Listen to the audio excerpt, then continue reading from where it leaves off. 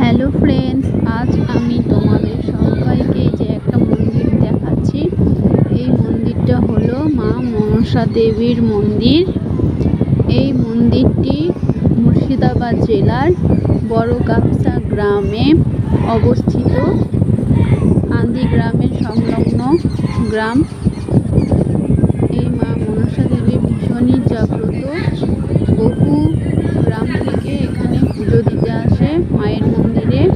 দেখে নাও কত সুন্দর মন্দিরটা, ভীষণই সুন্দর। এখানে নাম ধরে এক এক করে পুজো দেওয়া হয়, ভীষণ ভালোভাবে পুজো দেওয়া হয়। যে অনেক মন্দিরে থাকে যে একসঙ্গে সবাই দেয় পুজো, প্রচুর ভিড়ভাট্টা হয়, ভালোভাবে পুজো দেওয়া হয় না, কিন্তু এখানে সেরকম নয়। এখানে একদম পরপর এসে পরপর একটা করে পুজো দেওয়া হয় নাম ধরে। দারুণ সুন্দর মন্দির। আমি যখনই যাই তখনই আমার মন প্রাণ জুড়িয়ে যায় এই মন্দিরে।